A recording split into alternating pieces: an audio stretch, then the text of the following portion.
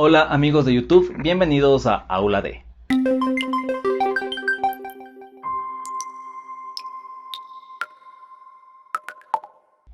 En el video de hoy estaremos viendo el tema de movimiento parabólico. Aquí te voy a enseñar todos los fundamentos teóricos que necesitas para no volver a tener dudas en este tema nunca más. Así que empecemos.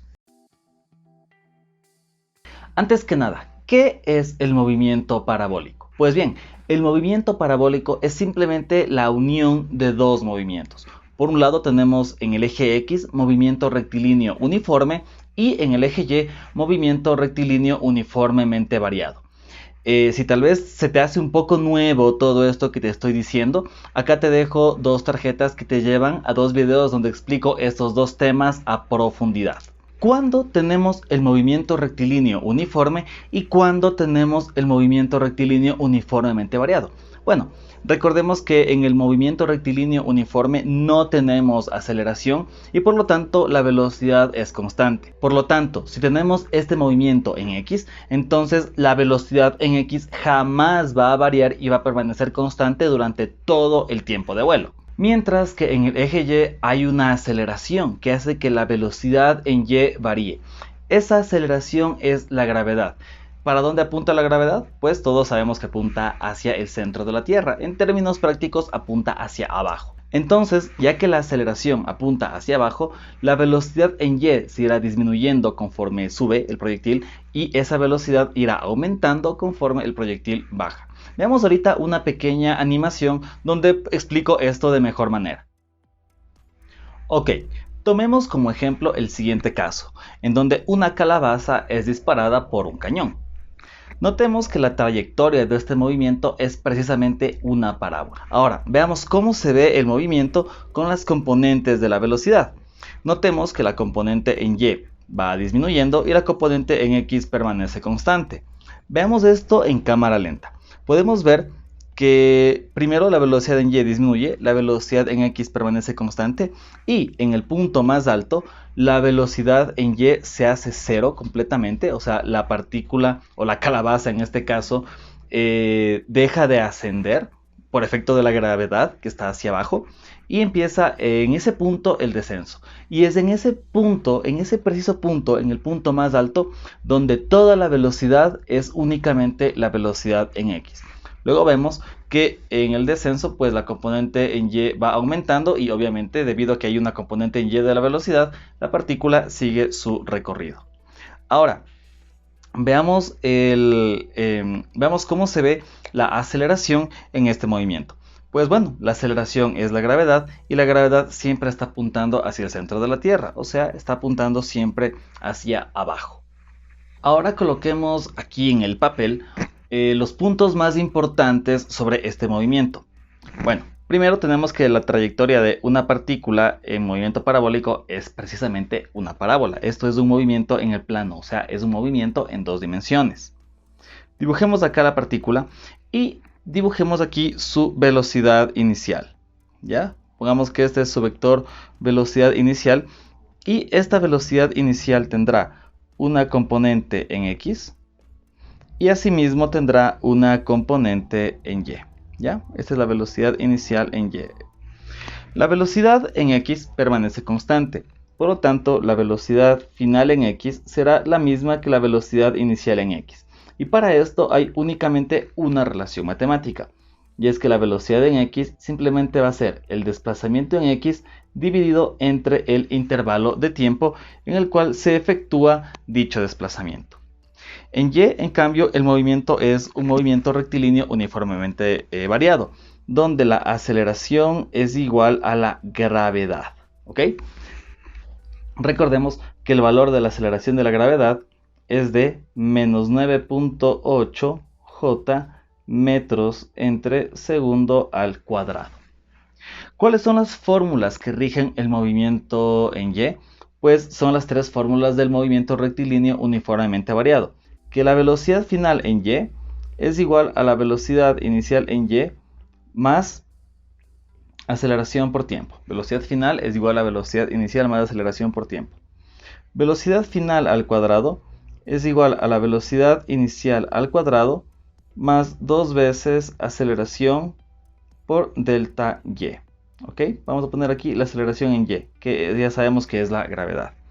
Y finalmente es que delta y es igual a la velocidad inicial en y por el tiempo más 1/2 de la aceleración en y por el tiempo al cuadrado. Son nuestras tres fórmulas que gobiernan el movimiento. Entonces, aquí, como habíamos mencionado, la velocidad en x es constante, es un movimiento rectilíneo uniformemente variado, por lo tanto, esta componente será la misma en todo el tiempo de vuelo. Con esa componente empezará y con esa componente terminará el vuelo. En el punto más alto, este punto que le llamaremos Hmax, o sea, altura máxima, pasan cosas interesantes. Primero, ¿qué pasa en este punto alto?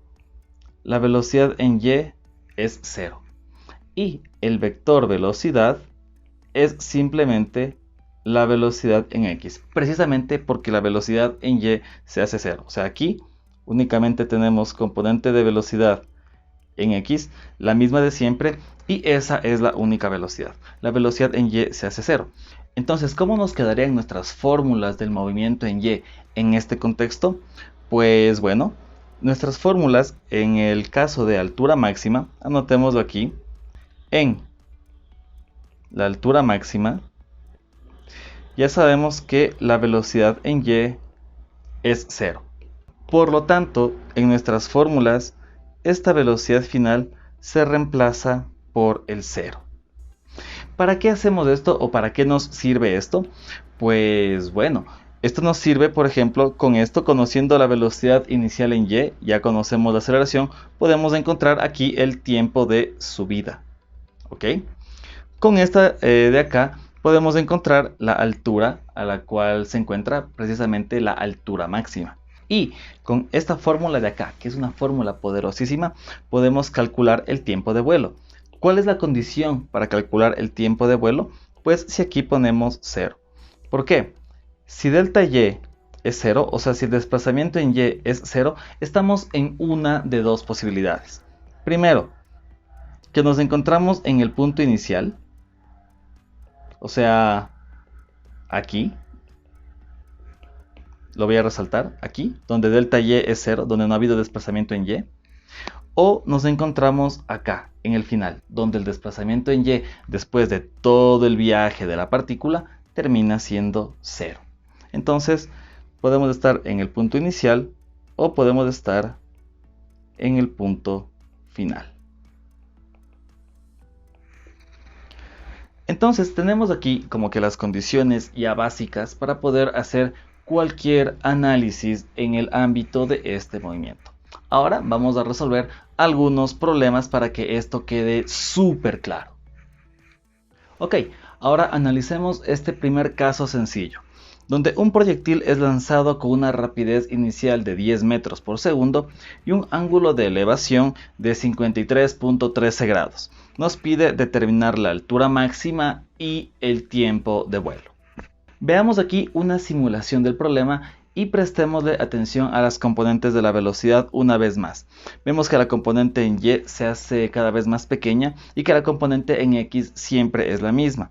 También podemos apreciar que en el punto máximo la componente en y se hace 0, mientras que la componente en x no disminuye ni aumenta, permanece constante, y luego en el descenso la componente en y se hace cada vez más grande debido al efecto de la gravedad, que aquí la estamos colocando con color amarillo. Entonces, debido al efecto de la gravedad, la velocidad en y irá aumentando su módulo.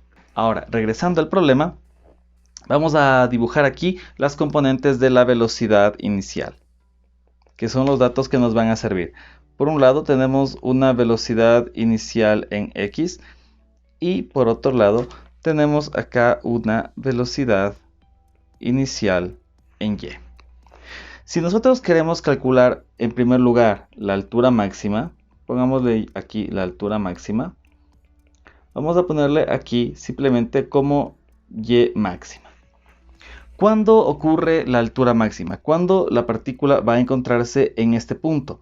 En este punto de altura máxima, pues la condición es que la velocidad en y es igual a 0. Con esta condición podríamos nosotros aquí colocar la ecuación donde precisamente encontraremos la altura. ¿Cuáles son las dos ecuaciones? La primera es que el desplazamiento en y es igual a la velocidad inicial en y por el tiempo. ¿Qué tiempo? Será simplemente el tiempo de subida más 1/2 la aceleración por el tiempo de subida al cuadrado. ¿Ok? Analicemos un poco esta ecuación y veamos si es que nos conviene utilizarla. En esta ecuación podemos ver que tenemos de incógnita el delta y también tenemos de incógnita el tiempo de subida. Entonces esta ecuación no nos sirve de momento, a menos que encontremos el tiempo de subida.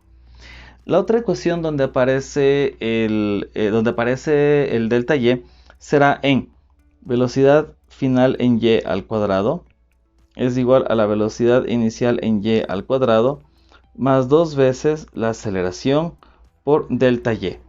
Ahí nosotros sabemos que en la altura máxima esto es 0, o sea, la velocidad final es 0.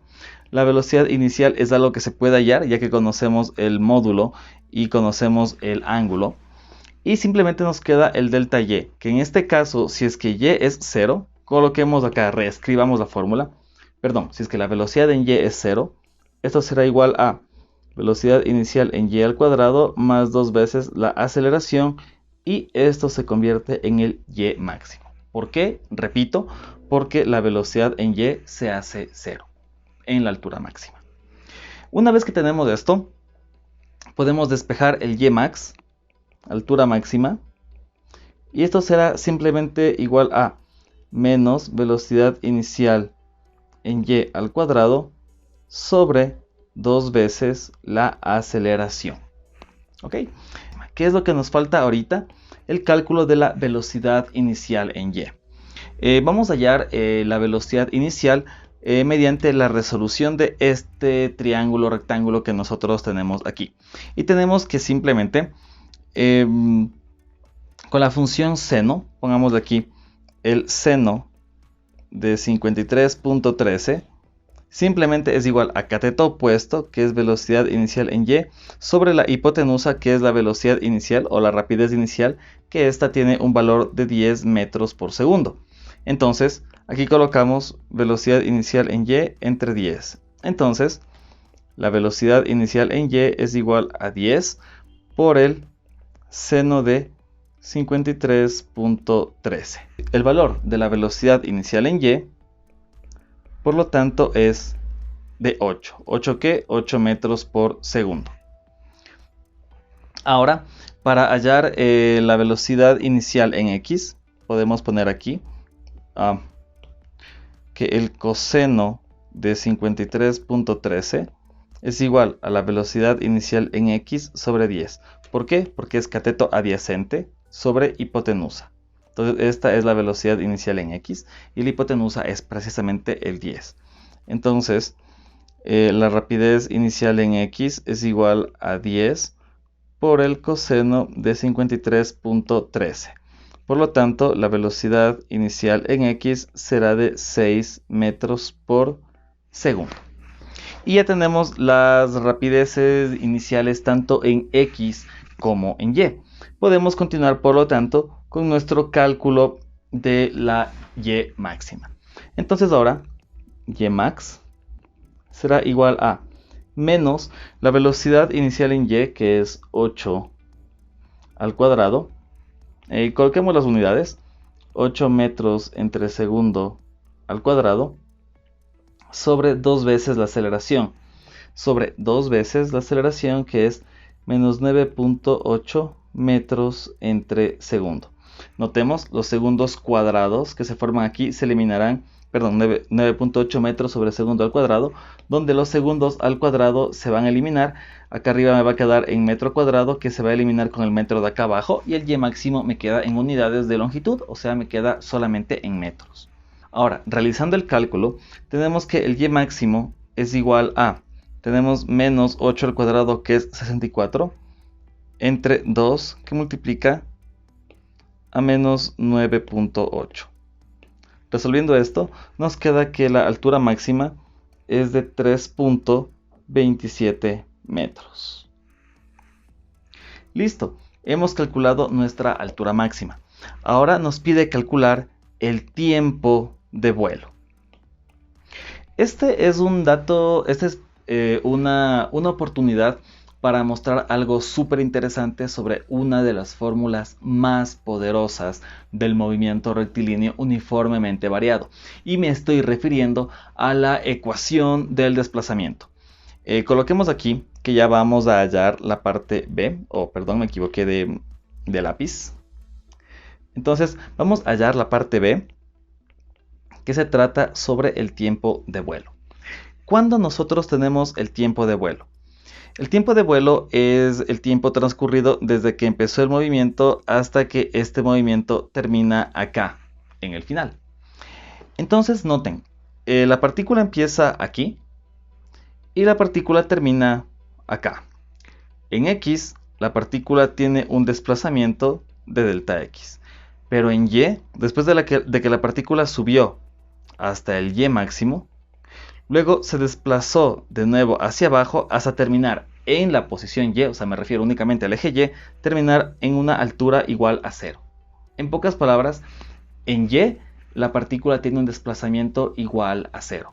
Empieza aquí, en el nivel 0Y, y termina acá, en el nivel 0Y. Por lo tanto, un desplazamiento igual a 0. Entonces, el tiempo de vuelo lo podemos hallar rápidamente si planteamos esa condición, que es la condición del desplazamiento igual a 0. ¿Y cuál es nuestra fórmula del desplazamiento? Pues delta Y es igual a la velocidad inicial en Y, eso multiplicado por el tiempo de vuelo, porque estamos ahorita hablando de, bueno, todavía no estamos hablando del tiempo de vuelo, velocidad inicial por tiempo, más un medio de la aceleración por el tiempo al cuadrado. Si colocamos la condición de que delta Y es igual a 0, entonces será 0 es igual a la velocidad inicial en Y, ahí sí, por el tiempo de vuelo, más un medio de la aceleración por el tiempo de vuelo al cuadrado. Notemos que acá tenemos una ecuación cuadrática, donde mis dos incógnitas son el tiempo de vuelo. ¿Ok? Entonces, esto lo podemos resolver de dos formas. Podemos hallar las dos soluciones triviales. Bueno, una solución es trivial. Notemos que, solo razonando, y eso nos va a demostrar luego el análisis matemático, el primer tiempo correspondiente a un delta Y igual a 0 es este de aquí, el del inicio. O sea, cuando estamos al inicio, el tiempo es 0. Cuando estamos en el siguiente punto de la condición, donde delta Y es igual a 0, o sea, al final, aquí en cambio el tiempo es el tiempo total, o sea, el tiempo de vuelo. Entonces esas son las dos soluciones que voy a hallar al resolver mi ecuación cuadrática. Intentemos resolver ahorita esta ecuación. Saquemos un factor común que es el tiempo de vuelo. Entonces tiempo de vuelo multiplica, a ver, pongamos más bonito esto. Tiempo de vuelo multiplica a velocidad inicial en Y más un medio aceleración por tiempo de vuelo. Y esto es igual a 0. Tenemos aquí estos dos factores que son iguales a 0. ¿Cuáles son las posibilidades de que eso ocurra? ¿O cuáles son los escenarios en los que la multiplicación de dos números puede ser igual a 0? Pues bueno, una opción es que este sea 0, si es que el tiempo de vuelo es 0, entonces todo el producto se hace 0, y el otro es que este término de acá sea 0, para que todo el producto se haga 0. Entonces, en primera instancia, tenemos que este primer factor, el que voy a señalar aquí con verde, este sea igual a 0. Primero es que el tiempo de vuelo sea 0. Y con eso ya hallamos una solución a la ecuación, ¿no? Y esta es al inicio, o sea, cuando la partícula está en el inicio. La otra solución será cuando la partícula se halle aquí en el final. Entonces, la segunda opción que nosotros tendremos será cuando esta porción de acá, en cambio, sea igual a 0. Ponemos aquí nuestra segunda opción, pongámoslo con color azul más bien. Esta segunda opción será cuando ese factor de ahí, que sea velocidad inicial en Y, más un medio aceleración por tiempo de vuelo, sea igual a 0. Dicho esto, nosotros podemos proceder con el despeje. Pongámoslo acá. Y simplemente tendremos que velocidad inicial en Y es igual a un medio, es igual a menos un medio de la aceleración por el tiempo de vuelo. Este término lo hemos pasado a restar al otro lado. Ahora bien, queremos despejar el tiempo de vuelo, entonces simplemente nos quedará tiempo de vuelo es igual a menos 2 veces velocidad inicial en y entre la aceleración. Y listo, tenemos ya nuestra ecuación para finalmente solo reemplazar datos y obtener el tiempo de vuelo. ¿Ok? Entonces, tiempo de vuelo simplemente será menos 2 veces la velocidad inicial en y, que si recordamos es de 8 metros por segundo, menos 2 por 8 metros por segundo. Y esto dividido para la aceleración, que es de menos 9.8 metros sobre segundo al cuadrado. Noten que se me eliminan los metros y me queda la respuesta en segundos en el numerador. Ok, entonces vamos a poner 16, menos 16 entre menos 9.8, pongámoslo acá, menos 16, menos 16 entre menos 9.8 nos da como resultado 1.63 segundos. Entonces el tiempo de vuelo es de 1.63 segundos. Y con eso hemos resuelto el problema, donde la altura máxima nos ha salido con un valor de 3.27 metros y el tiempo de vuelo con 1.63 segundos.